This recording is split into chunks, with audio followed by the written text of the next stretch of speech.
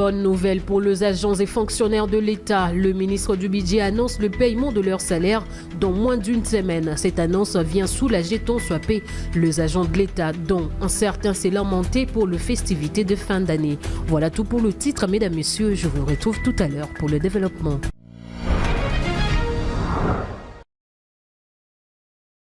Nouvelle édition d'information sur Bosolo TV. Mesdames, Messieurs, bonsoir et bienvenue. En ouvrant cette édition de journal par cette information, l'AFC M23 a annoncé son retrait unilatéral de la ville d'Ouvira sous la pression de l'administration Trump, selon le porte-parole du gouvernement congolais Patrick Muyaya. Cette décision confirme que le Rwanda est le véritable instigateur de ce groupe rebelle. Julia Kamonia. Après plusieurs jours de pression exercées par l'administration américaine sur Kigali, l'AFC M23 a annoncé son intention de se retirer de la ville d'Ouvira d'une manière unilatérale. Face à cette annonce, le porte-parole du gouvernement congolais Patrick Muyaya rassure que cela montre et atteste que c'est le Rwanda qui est le père de l'AFC M23. Mais cette annonce a pour seul effet de démontrer que c'est le père qui a envahi, qui a attaqué. Le père a reçu de pression et les pères chargent le fils de faire ou d'anticiper sur ce qui va arriver. Les M23, le fils a toujours dit qu'il n'était pas concerné par le processus de Washington. Et comment ça se fait qu'un matin ou un soir, on s'est dit partant de la médiation américaine. Il est évident ici que c'est une fuite en avant du Rwanda qui veut faire semblant ou faire du maquillage pour nous distraire. Le gouvernement congolais s'attend à ce que tout ce qui a été décidé dans l'accord de Washington s'applique pleinement, notamment le retrait de troupes rwandaises, non seulement à Ouvira, mais sur toutes les parties du pays sous leur occupation. Ce qui est évident pour nous, c'est que nous attendons que ce qui est prévu dans l'accord de Washington s'applique pleinement. Nous ne voulons pas des choses qui peuvent être faites pour la façade. Ce que nous voulons, c'est le retrait total des troupes rwandaises sur nos territoires.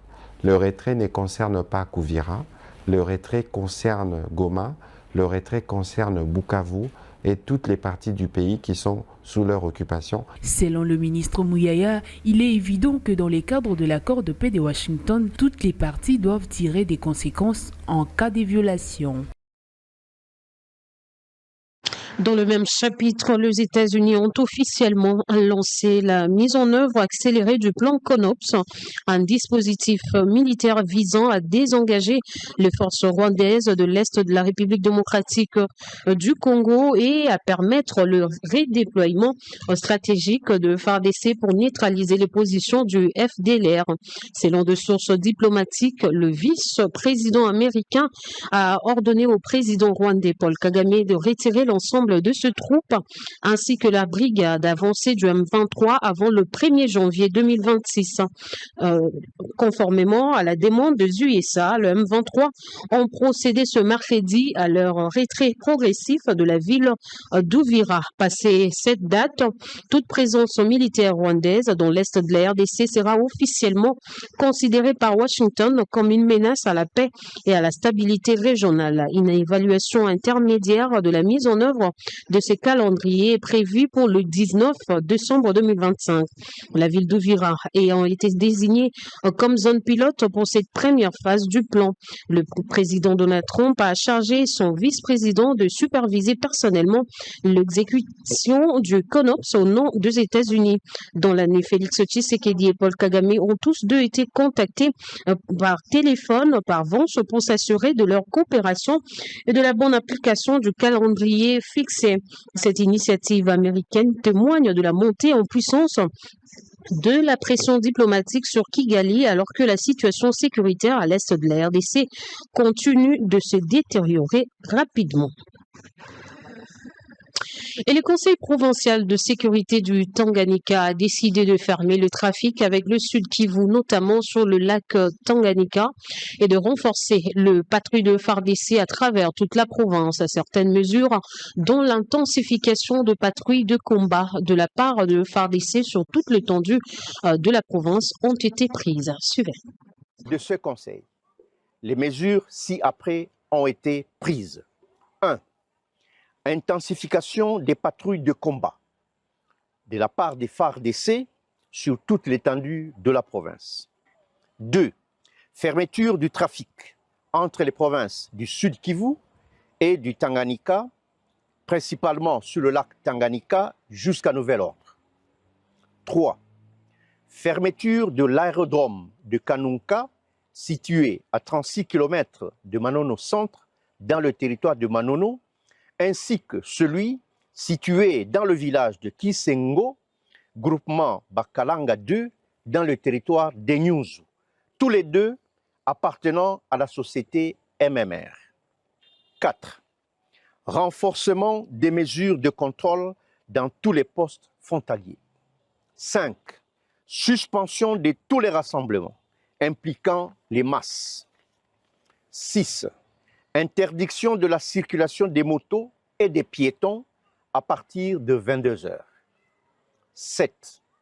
Interdiction des rassemblements religieux la nuit à partir de 22 heures. 8. Érection des checkpoints dans la ville de Kalemi. 9. Responsabilisation de la population qui doit éviter de tomber dans les pièges de l'ennemi par la désinformation, l'intox et l'infox. 10. Prohibition de circulation des véhicules à vitres teintées sur toute l'étendue de la province. 11. Réorganisation des Nyumbakumi autour des chefs des quartiers, chefs des rues et chefs d'avenue. 12. Sensibilisation mutuelle entre les couches de la population pour faire face à l'infiltration. 13. Enfin, alerter les autorités compétentes pour tout mouvement des personnes suspectes. Fait à Kalemi le 15 décembre 2025. Et les forces armées de la République démocratique du Congo ont découvert encore 2 caches d'armes contenant 20 armes AK-47 et 26 chargeurs vides. Selon le lieutenant Jules Ngongo Chikoudi, cette découverte en territoire de Djougou prouve à suffisance la cruauté de Thomas Lubanga, un allié du M23. Eric Asmissi pour le détail. Lundi 15 décembre 2025, les troupes du secteur opérationnel Ituri ont annoncé la découverte d'un arsenal caché par la milice Convention pour la Révolution Populaire CRP, dirigée par Thomas Lubanga, un allié en perte de vitesse du M23. Selon le lieutenant Jules Ngongo Chikoudi, porte-parole des opérations militaires dans cette partie de l'Ituri, ces armes avaient été entreposées par l'ex-cadre influent de la CRP Amos Baraka. Nous avons encore une fois découvert les armes. Nous sommes dans le groupement Lalou. C'est entre le village natal de Fé Baraka, Amos. En voyant la manière dont les forces armées sont en train de découvrir toutes ces armes, ça montre que ces messieurs avaient un plan diabolique de la destruction de la province de l'Ituri. Comme je l'ai toujours dit, Dieu est à notre côté. Nous venons de découvrir encore les armes. Cette fois-ci, bandeko na ngai bazu yango bachena ba chasser bachena set na mai moto yemoko a bomba ba arme oyo na minute il se retrouve que non bato baza vraiment force aux armées. Cet exploit illustre la fructueuse opération entre le FARDC et les communautés locales. Les opérations se poursuivent activement en Djougou contre les miliciens CRP alliés au M23 qui perdent de plus en plus leurs membres influents. Aujourd'hui déjà, la chefferie de Mambisa respire la paix. Nous félicitons encore nos hommes, nous félicitons la population. Nous réitérons encore le message du gouverneur. Lieutenant général Luboyanka Chamadjoni, commandant des opérations. De là où vous êtes, revenez Sinon, de là où vous êtes, on va vous neutraliser. Le secteur opérationnel Ituri exhorte tous les détenteurs illégaux d'armes à les déposer sans délai pour concrétiser la vision des paix du chef de l'État, Félix Antoine Tshisekedi Tshilombo, porté à Ituri par le lieutenant-général Luboyan Kashama Djoli. La population unie fait la différence pour un Ituri pacifié. Alors que la République démocratique du Congo fait face à une agression persistante et à une situation sécuritaire particulièrement sensible, les autorités judiciaires haussent le ton contre la propagation de fausses informations susceptibles de fragiliser l'effort de guerre national. Une proposition que Maître Kabongoy Carlos rassure conforme aux lois. Edouard Chama et Jérôme Lezolo. Dans un communiqué officiel, le procureur général près la Cour de cassation Firmin Vendée a annoncé mardi l'ouverture imminente de poursuites contre les auteurs et le relais de fausses nouvelles concernant l'opposition et les opérations de forces armées de la République démocratique du Congo. Ces informations mensongères, largement diffusées sur les réseaux sociaux et dans certains médias, sont jugées dangereuses pour la sécurité nationale. Face à cette menace, faire preuve d'une culture de patriotisme traduit un sentiment de citoyenneté et une forte mobilisation, selon Maître Kabongoy Carlos. Le procureur général près la Cour de cassation n'a fait que son devoir comme ministère public parce qu'il a constaté qu'il y a des informations, notamment celles relatives à la guerre à l'Est, la guerre d'agression, que certains compatriotes, sans être experts à la matière, ils se livrent à diffuser des informations à caractère de faux bruits. Et il ne devrait pas être indifférent, lui comme organe de la loi, il ne devrait pas être indifférent à ce genre de dérapage. D'où la nécessité de pouvoir rappeler les journalistes de rester dans la limite de leur profession et de pouvoir montrer non seulement le professionnalisme, mais au moins le patriotisme. Entre préserver l'intégrité territoriale et favoriser l'inaction, Maître Kabongoy Carlos appelle au professionnalisme. Ce communiqué, lorsque j'ai essayé de le lire ce matin, il n'a rien de menaçant et il n'a rien de pareil pour que ça puisse être considéré que la liberté de la presse venait d'être menacée par le procureur général près la Cour de cassation. Mais plutôt le procureur a voulu, dans son esprit, interpeller les journalistes de rester professionnels dans leur mission et de ne pas s'exposer, de ne pas donner des faits qui ne sont pas vérifiés et vérifiables à la source. Et ceci pourrait éventuellement les exposer à des poursuites judiciaires. À travers cette mise en garde ferme, les autorités judiciaires entendent protéger l'intégrité du territoire national, préserver le moral de troupes et rappeler à tous que la désinformation en temps de guerre constitue une infraction grave, possible de sanctions exemplaires. Autre chose à présent, après le lancement de la phase 1 du pré-enregistrement des acteurs informels dans la commune de Limete, la phase 2 a débuté ce mardi 16 décembre et s'étend cette semaine à deux autres communes de la ville de Kinshasa, à savoir Ndjili et Massina. Bosso Kabamba. La campagne de préenregistrement pour la formalisation pilotée par le ministère de l'économie nationale a officiellement démarré dans la commune d'Ndjili, première étape de cette vaste opération. La délégation ministérielle y a été reçue dans le cadre des civilités d'usage par les autorités communales. Convaincu de l'enjeu que représente cette initiative pour l'économie locale, le bourgmestre d'Ndjili, Papi Mbumba Ngaliema, a saisi l'occasion pour sensibiliser ses administrés. Nous avons lancé appel pathétique na population ndjiloise oyo nyonso asalaka ba activité ya petit commerce mwana ya cabine mama otekaka mapa otekaka makala otekaka pondu otobengaka ba commerce informel na sengi na bino boyamba ba agence service ya l'état oyo ya économie o baza koya pona ko enregistrer bino.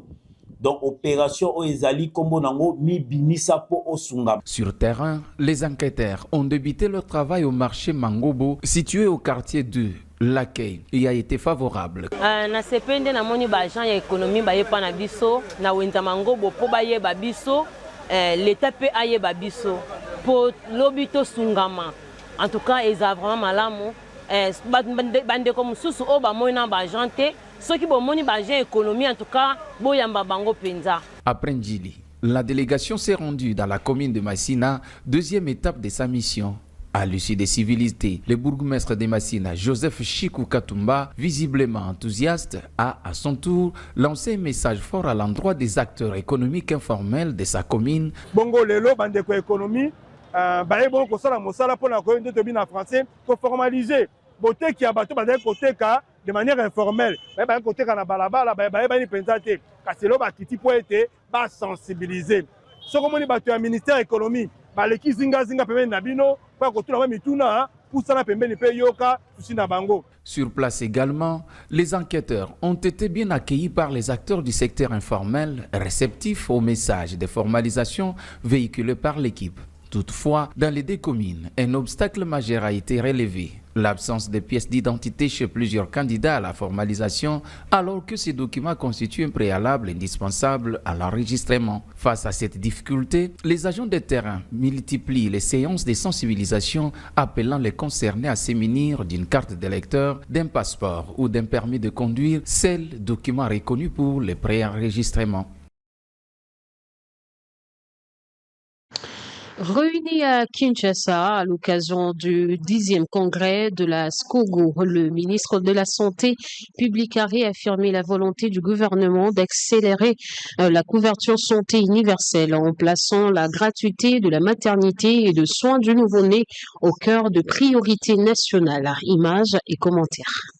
À l'occasion du 5e congrès de la Société congolaise de gynécologie et d'obstétrique, tenu à Kinshasa, le ministre de la Santé publique, Hygiène et Prévoyance sociale a réitéré l'engagement du gouvernement congolais à accélérer la couverture santé universelle avec une priorité accordée à la gratuité de la maternité et des soins du nouveau-né. Devant les experts médicaux et les partenaires techniques et financiers, le ministre a souligné que cette politique constitue un choix politique majeur et une réforme de société visant à réduire le décès maternel et néonatal, ainsi que le poids financier supporté par les familles.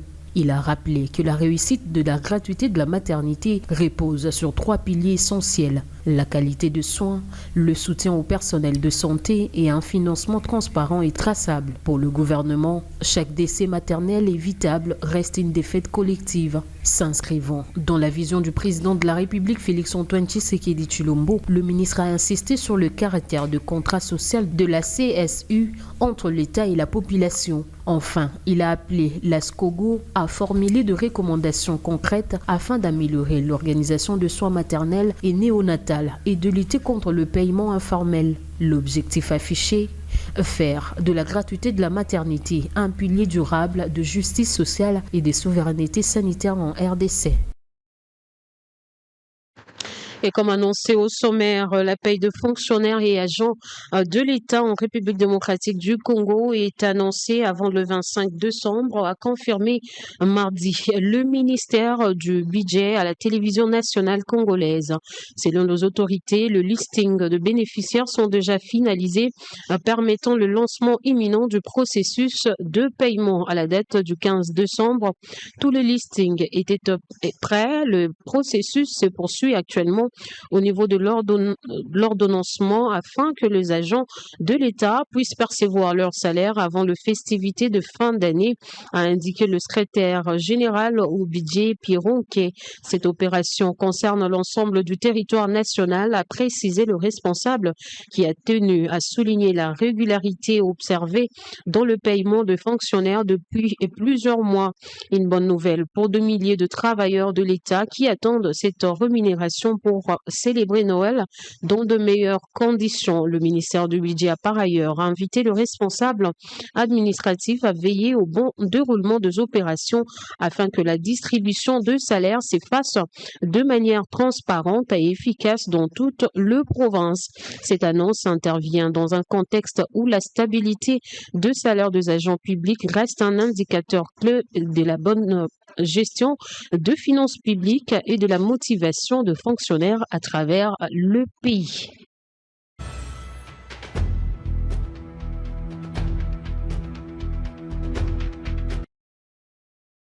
Et au-delà de nos frontières, le suspect poursuivi pour trahison, assassinat ou encore intelligence avec l'ennemi ont été placés en détention provisoire mardi à Cotonou. Selon les autorités judiciaires, le recherche continue notamment autour des éventuels soutiens que le mitin aurait pu recevoir de l'extérieur. Suivez. Une trentaine de personnes liées à la tentative des coups d'État déjoués au Bénin ont été emprisonnées mardi. Parmi les accusés ayant comparu la veille devant un procureur spécial du tribunal chargé des crimes économiques et du terrorisme à Cotonou figurait une majorité des militaires. Poursuivis pour trahison, meurtre et atteinte à la sûreté de l'État, ils ont été placés en détention provisoire à l'issue de leur audience. Le 7 décembre dernier, les militaires sont apparus à la télévision publique pour annoncer que le président Patrice Talon avait été destitué. La tentative de renversement du chef de l'État a été rapidement réprimée par les forces armées loyales avec l'aide de l'armée de l'air nigériane et de forces spéciales françaises.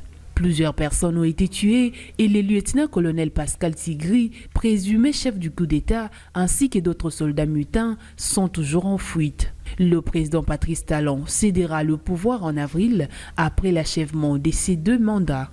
Bien qu'il ait stimulé la croissance économique du pays, il est accusé d'autoritarisme par ses détracteurs.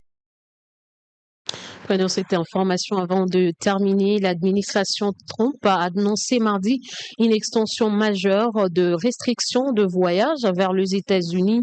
20 pays supplémentaires ainsi que le détenteur de documents délivrés par l'autorité palestinienne sont désormais concernés, portant à plus de 30 le nombre total de nations soumises à une interdiction totale ou partielle d'entrée sur le territoire américain. Faisons l'économie de cette activité avec Edouard Chama dans ses commentaires rendus par Grady Ponch.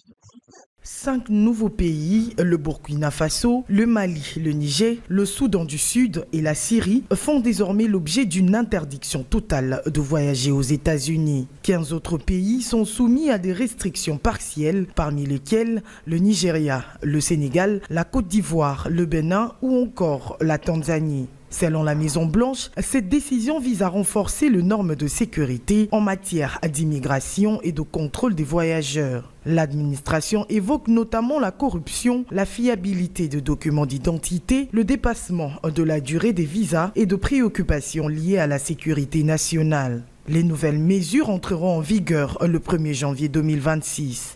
Certaines catégories restent toutefois exemptées, notamment les résidents permanents légaux, les diplomates, les athlètes et les personnes dont l'entrée servirait les intérêts des États-Unis. Cette extension fait suite à l'arrestation d'un ressortissant afghan accusé d'avoir tiré sur 2 soldats de la garde nationale près de la Maison-Blanche durant le week-end dernier de Thanksgiving. La décision suscite des vives critiques de la part des organisations de défense des droits humains et des réfugiés qui dénoncent une stigmatisation collective. Les défenseurs des Afghans ayant soutenu les forces américaines s'inquiètent également de la suppression des exemptions pour les bénéfices potentiels des visas spéciaux, pourtant soumis à des contrôles renforcés. Plusieurs pays concernés ont annoncé évaluer la décision, tandis que l'opposition promet de contester cette nouvelle interdiction devant les tribunaux. Voilà qui met fin à cette édition d'information coordonnée par Bosco Kabamba, réalisée par Héritier Mutombo, Aristote Batouma et Chrétien Gaëmé étaient à la prise de vue. Merci à vous de l'avoir suivi et bonne suite au programme sur Bossolo TV. Au revoir.